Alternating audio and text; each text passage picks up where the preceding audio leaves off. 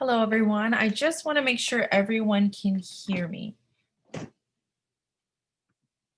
Can anyone write in the chat and let me know if you can hear? Oh, perfect. Thank you so much. Welcome, everyone.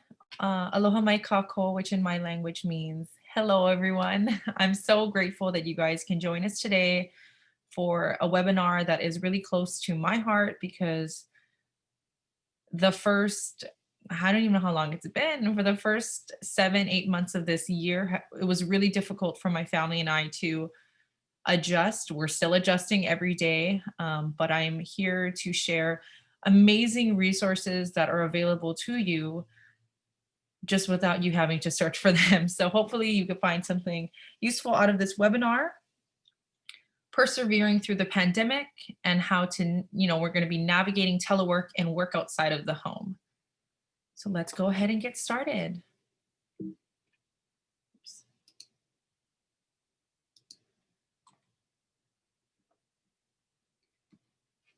Oh, so sorry. So first I want to talk about the Administration for Native Americans. Now, ANA's mission is to promote self-sufficiency for Native Americans and Pacific Islanders by providing discretionary grant funding for community-based projects and training and technical assistance to eligible tribes and Native organizations. Their vision is to have all Native communities thriving. I actually work for the ANA TTA Center, and I can attest to seeing these Native communities thrive, and it is truly amazing. We have a special treat today. The ANA Commissioner Ms. Jeannie Hovland has joined us. I'm going to go ahead and turn on her camera and see if she wants to do a little introduction.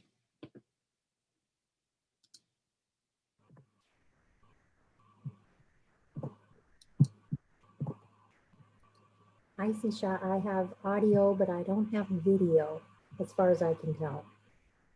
Oh, no. Which I'm okay with that. Okay, let me just go back to your picture. Okay.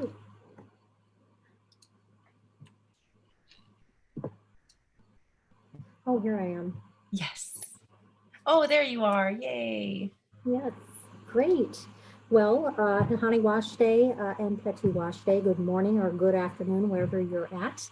Chante Wash Day and a page use up he. I greet you with a good heart. I'm Jeannie Hovland, Flandreau Sante Riate Matahansto. I am a member of the Flandreau Sante Sioux tribe located in South Dakota, and we always open traditionally by stating that we greet you with a good heart, and I truly and sincerely mean that I greet you with a good heart today. Thank you for joining us, for taking the time to have this opportunity to talk about how we can and should be caring for ourselves during this time of this pandemic. First of all, I want to say thank you to the Pacific team at Ka'ana Nayao for hosting this in partnership with ANA, and for Shisa for putting this presentation together today. I'm here as commissioner, but I'm also here as an individual personally, because COVID has affected all of us personally, professionally, our families, our communities.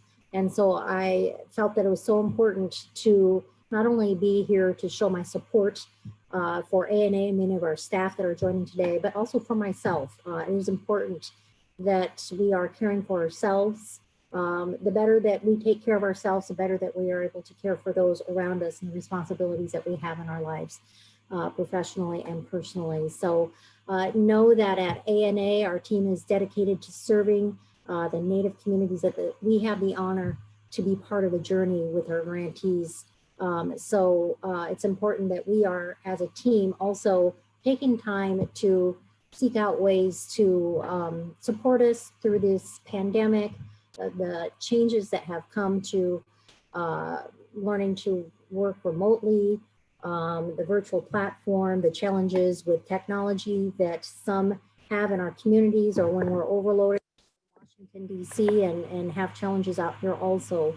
But at the end of the day, we want to remember that as Native people, we've been through a lot, much adversity.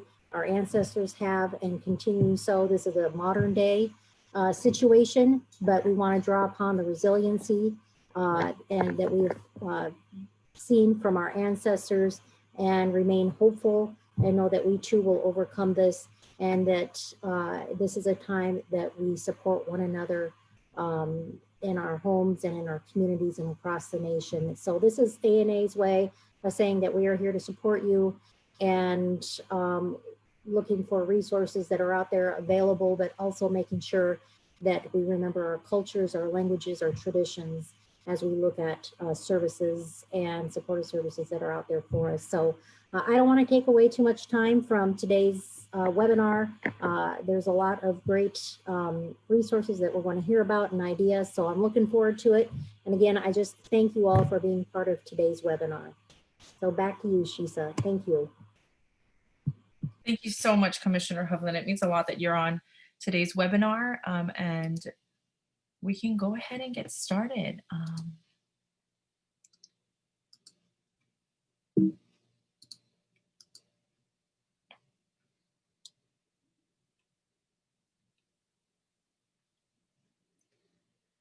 Okay, so the first thing we're going to go ahead and talk about is the elephant in the room, pandemic exhaustion.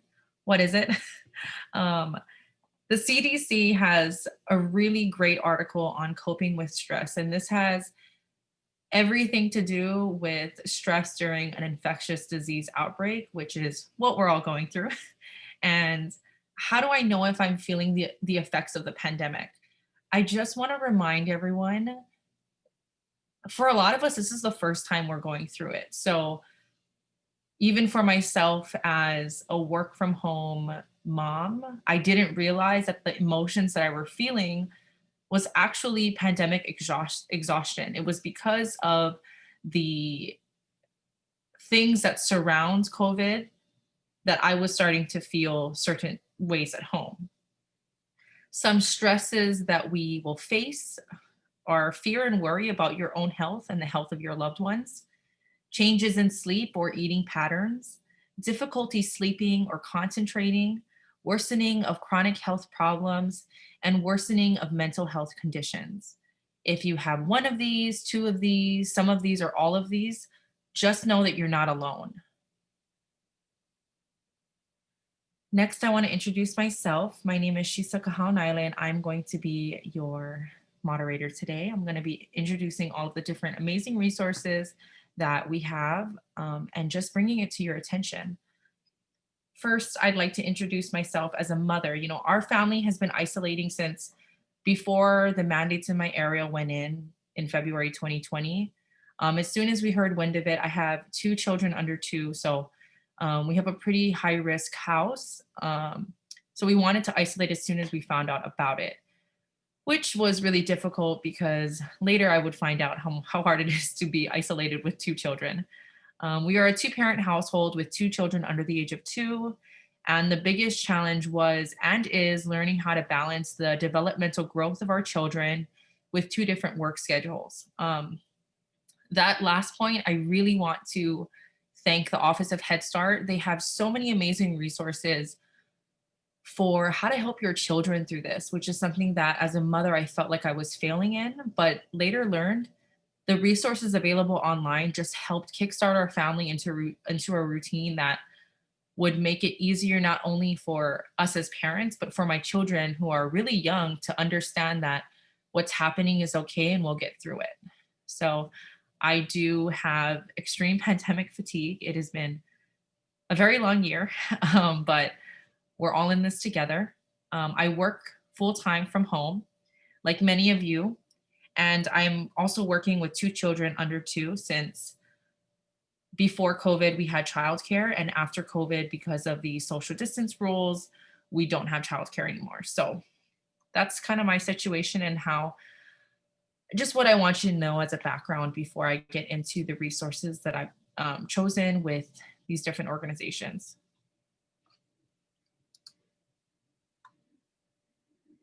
So just an overview of today's presentation, what we're talking about. First, we're going to talk about teleworking, which I know some of the people on the call, I do recognize the names and I know we're all working from home. working outside of the home, which is my husband's dynamic, and kind of how we do the whole two-parent household during a pandemic. It's been difficult, but the resources I'm going to show you today are really going to help. And lastly, resources that's going to help everyone. This will help our veterans, our children, and our elders. Okay, so the first big one we're going to talk about is working from home. What is the reality of working from home? Well, this character that you see on the screen is me every day.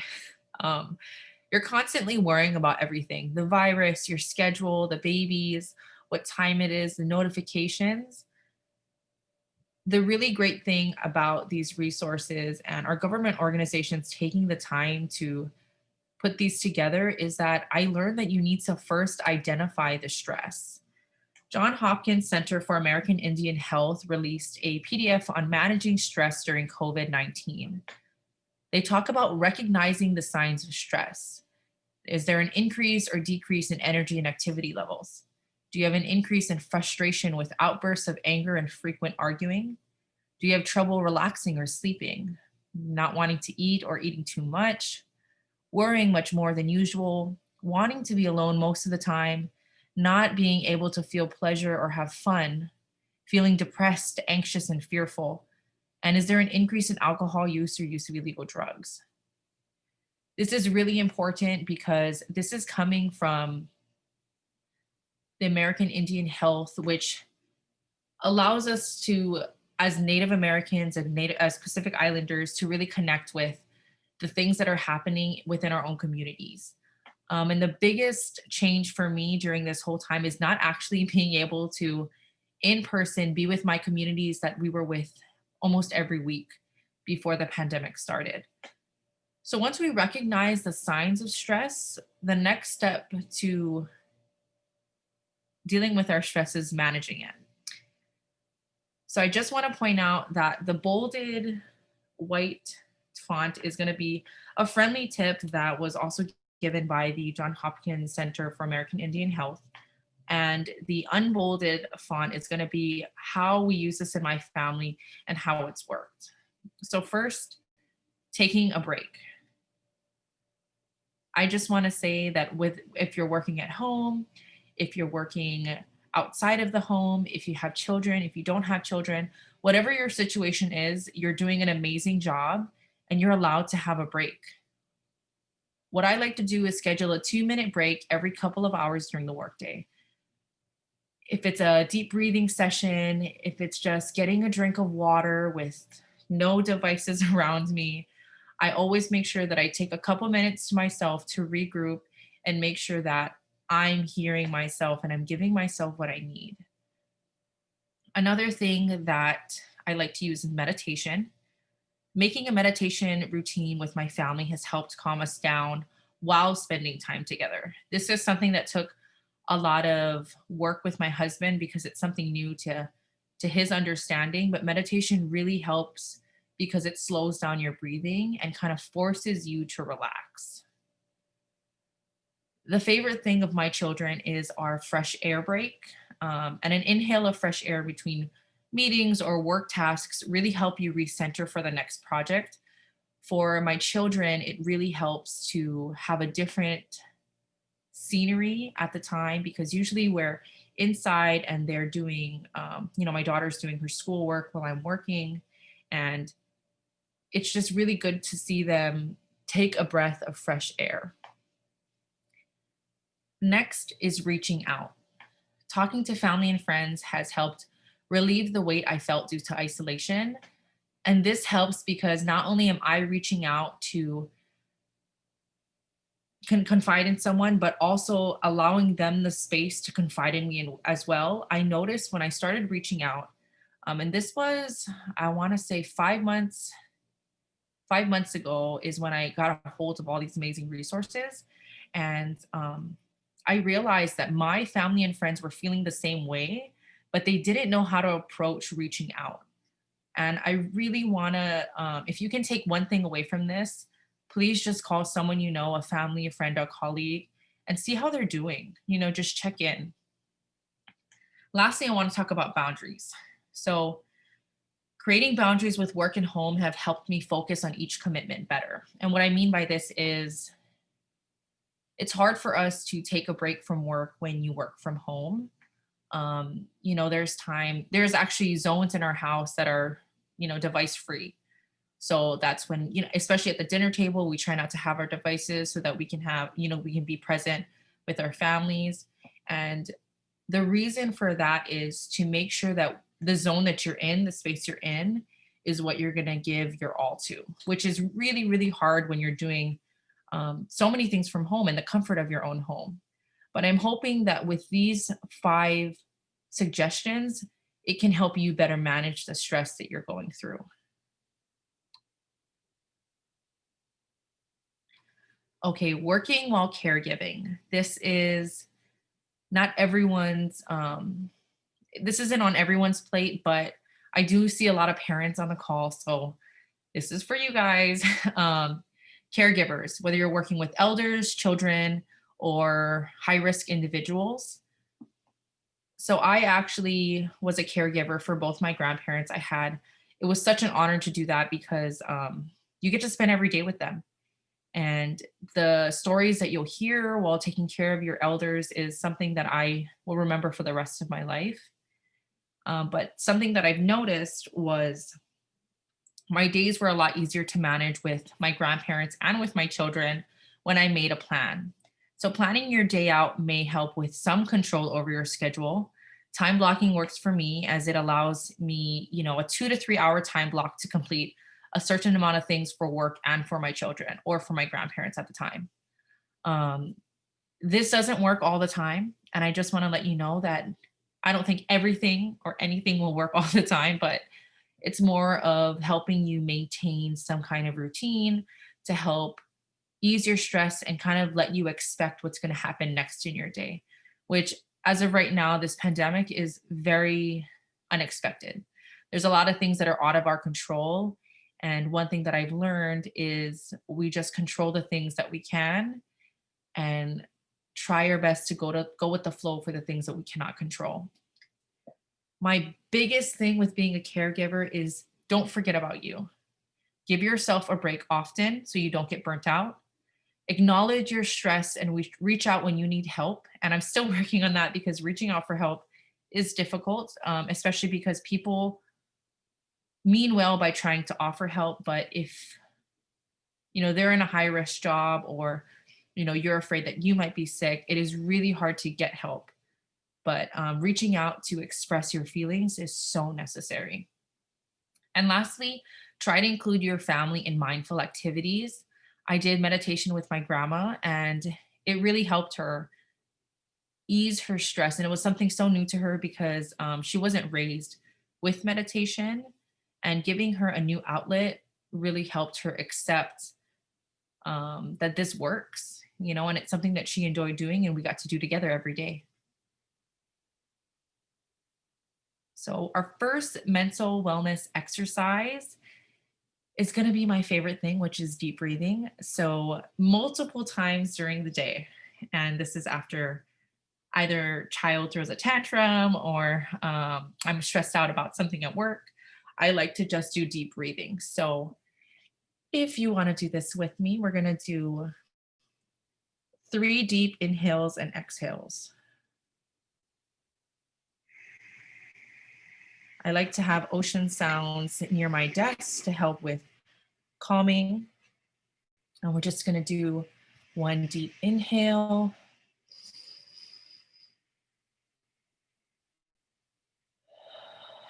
and exhale. And when you do this, try and imagine that you're inhaling all the good things and you're exhaling all of the stress, all of the bad things. So, second deep breath. Inhale and exhale. And some days are harder than others, and I have to inhale deeper to really get in that good mana, that good power, and exhale all of the stuff that's bothering me. So, last time, dig deep, inhale,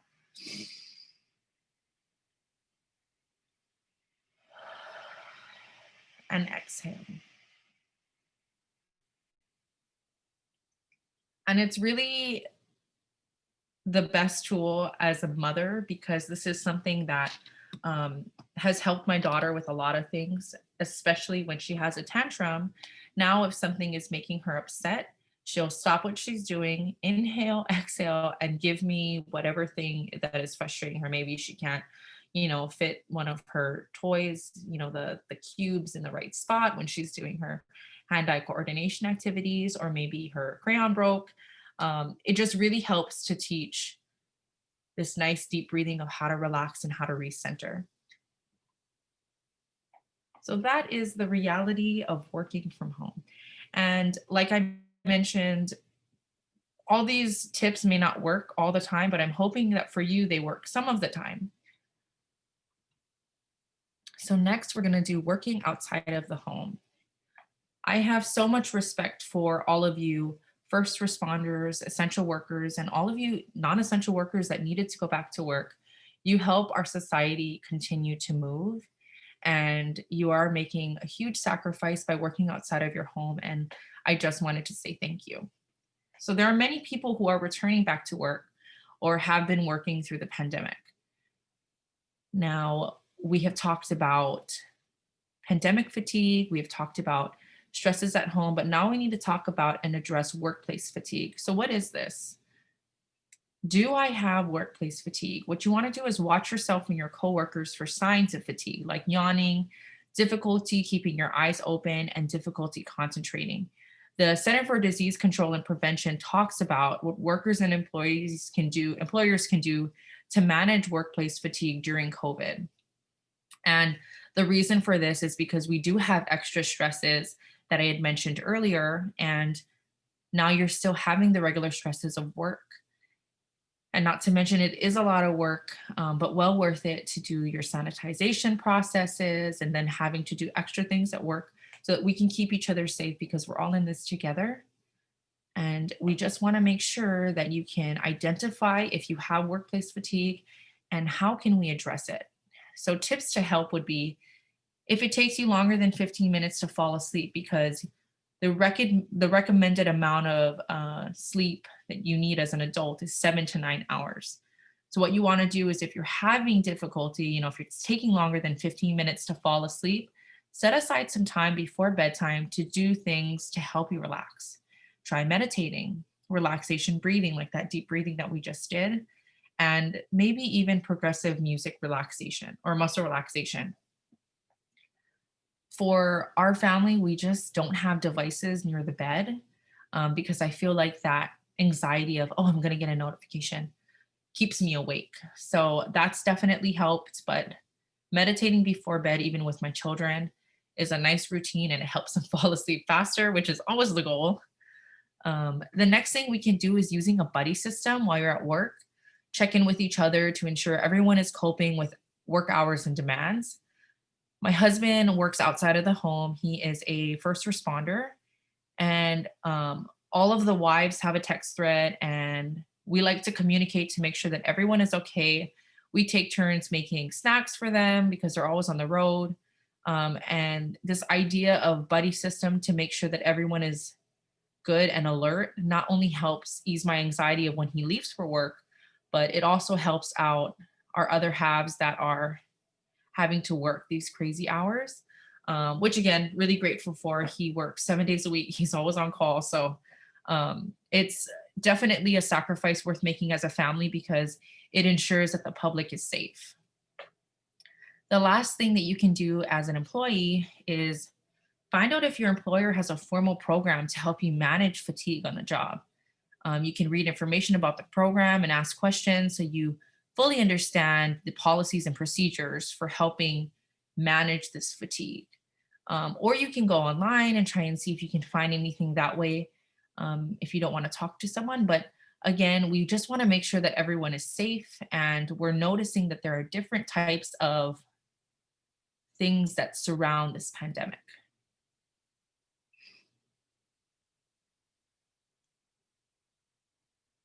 So I want to talk about multi-generational homes.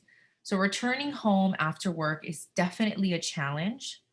And it's something that we as a family had to figure out a system to make this safe for us in our household with our two children that are high risk, and how to make sure that we can keep the germs outside and keep the inside clean. So, our Native American communities, our Pacific Island communities, we love living in our multi-generational homes. We love being surrounded by families. But we also want to keep each other safe. So what we can do is first wash your hands for at least 20 seconds right after you return home. And if you can't wash with soap and water, use an alcohol-based hand sanitizer. Another thing is to maintain as much physical distance as possible from those at higher risk in the home. So you want to avoid hugging, kissing, and sharing food the best that you can. My husband does, I do a lot more with the kids just because he works in the public so much, but um, we're really, really lucky to have him do what he does because it gives me ease to know that he's out there helping. Another thing that we have figured out is necessary is a system. So your system doesn't have to be as elaborate. It can be anything that works for you and your family. But for us, we like to remove our shoes outside. We actually disinfect them by putting them directly in the sun. And then we just rotate his shoes until, we need to actually throw them in the washer. Next is to spray all items with disinfectant. He actually keeps his work stuff in the garage, and then nothing from work or from his car will come into the house beside his phone, which he sanitizes. Carefully remove and dispose of your face mask. Thankfully, his job does supply some face masks, so he'll do that at work. And then at the end of every week, I'll wash all of our masks. Say I need to take the kids to the doctors or something like that. I'll always make sure that we have our face masks washed at the end of the week. Wash your hands for at least 20 seconds. He does this, I do this, and I think the constant repetition has made our children want to do it, which is really fun. I think kids make everything fun. So it's been really nice to do that together. And put your clothes away and wash them. So because he's a first responder, he actually changes outside. And then we make sure that that is away from the children if they ever play outside, which lately it's just been so gloomy in Hawaii. But that's kind of our system, and it's working for now. And like I said, this doesn't always work. Sometimes he's in between shifts and he just needs to run home. But by creating a system, it really not only protects the elders in your home, but it also just helps create a routine if you have any children in the household, and that helps them better understand, what's happening. It helps them create some kind of understanding within the time and how things are moving along in everyday life.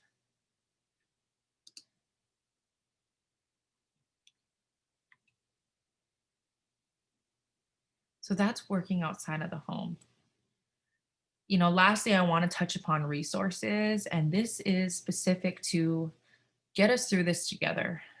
First, I really want to talk about supporting our veterans. I am a proud family member of many veterans that have served this country, and more than ever, they need our help.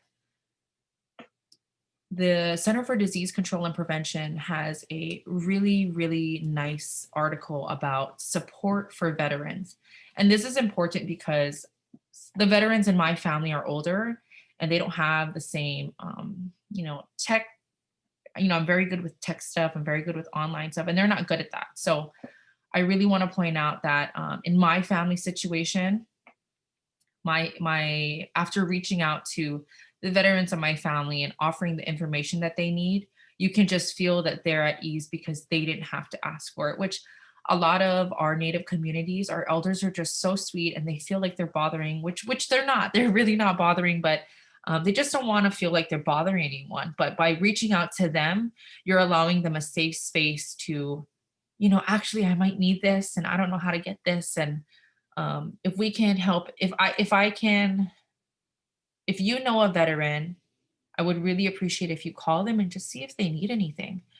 The CDC talks about veterans that may experience worry or anxiety about their risk for contracting COVID or about their ability to get recommended care.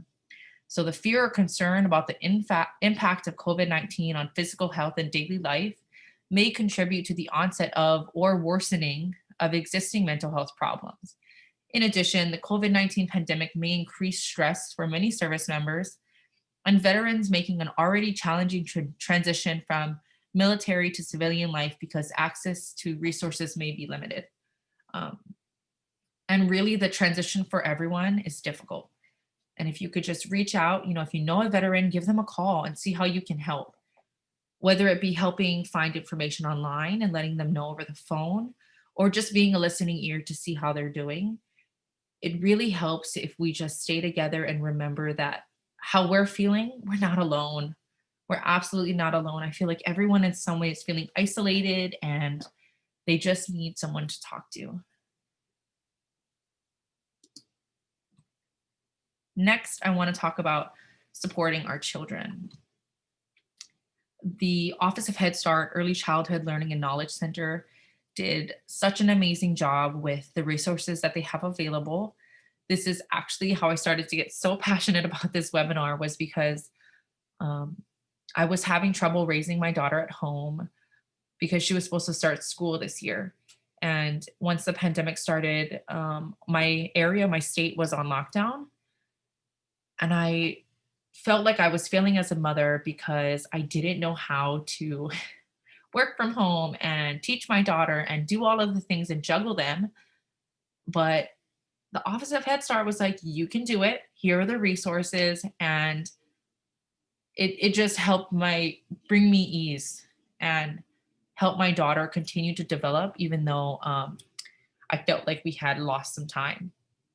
So the well-being of adults, parents, has a powerful effect on children in their care. They notice when adults are calm, composed, and joyful, and they learn from our examples. Self-care for families and children is especially important when they are stressed or isolated. I learned very early on that my children would respond to the high levels of stress I was having with everyday, adjustments to how this pandemic was changing the world around us. And the number one thing that helped, especially because we couldn't go on any more excursions, every Saturday we used to go to the beach, or we used to go to the zoo, or we used to go to the park. And because we couldn't do that anymore, I was completely lost at how to remedy that, especially for my children. I can't imagine how they felt when I was stressed out. Their schedule was completely thrown off. So the next mental wellness exercise is creating a quiet space.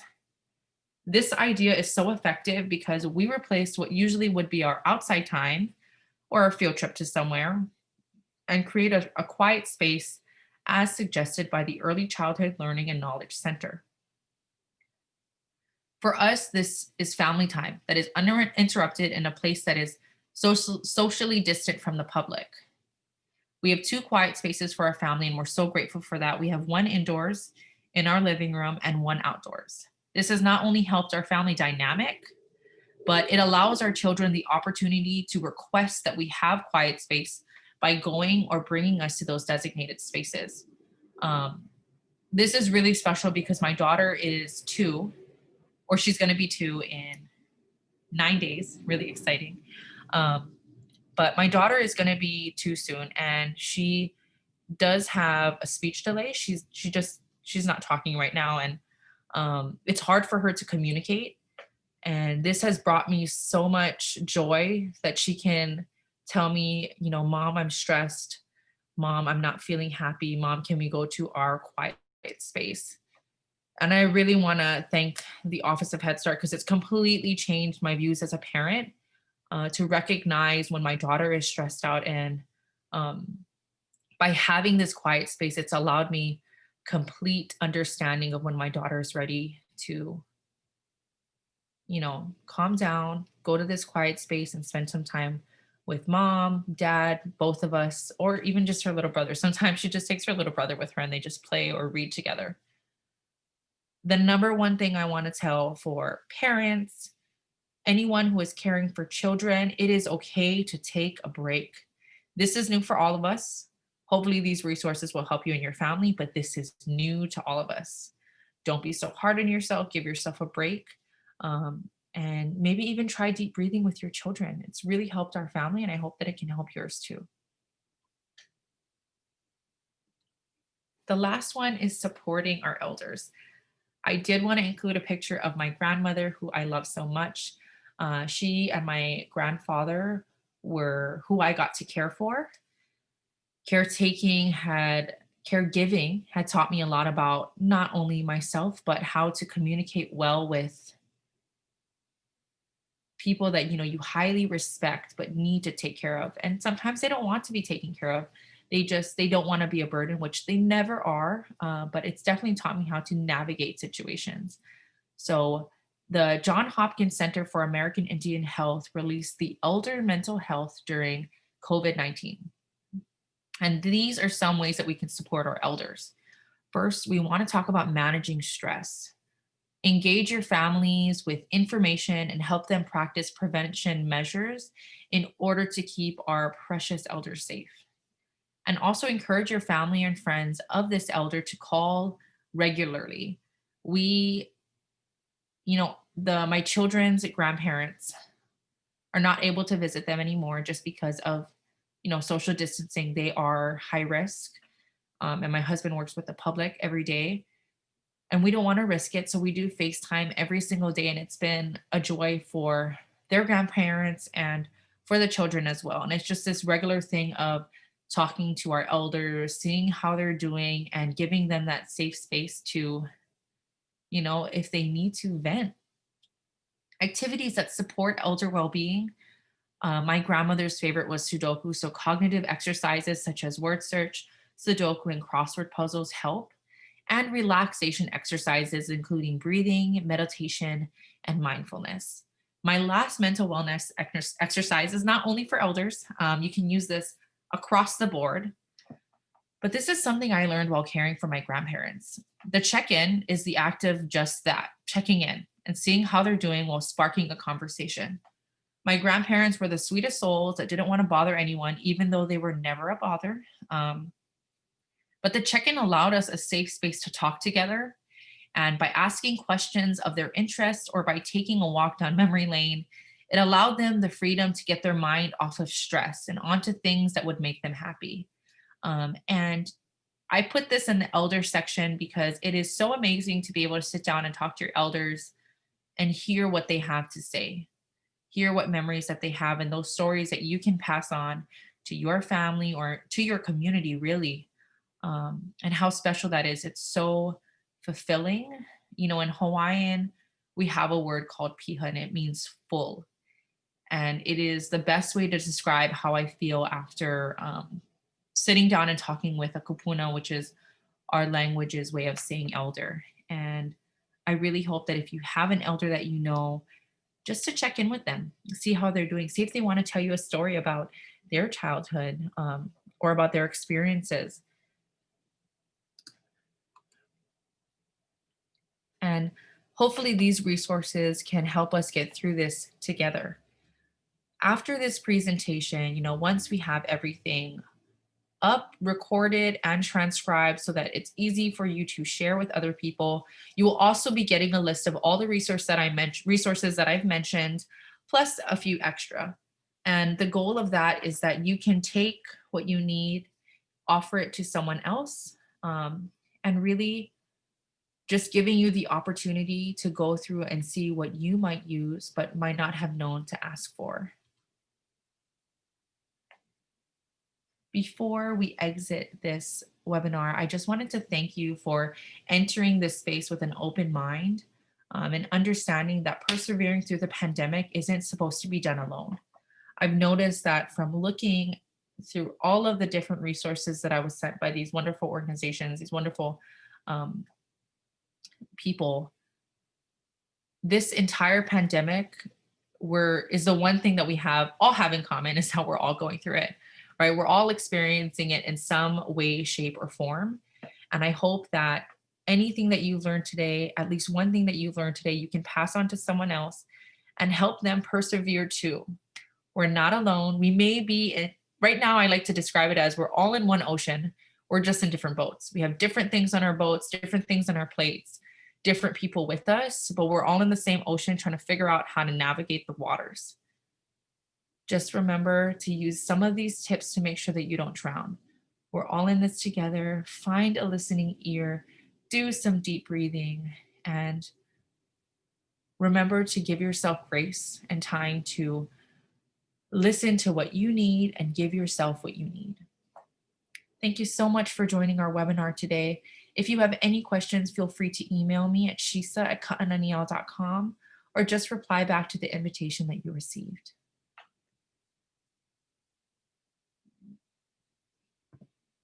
Have a great day, everyone.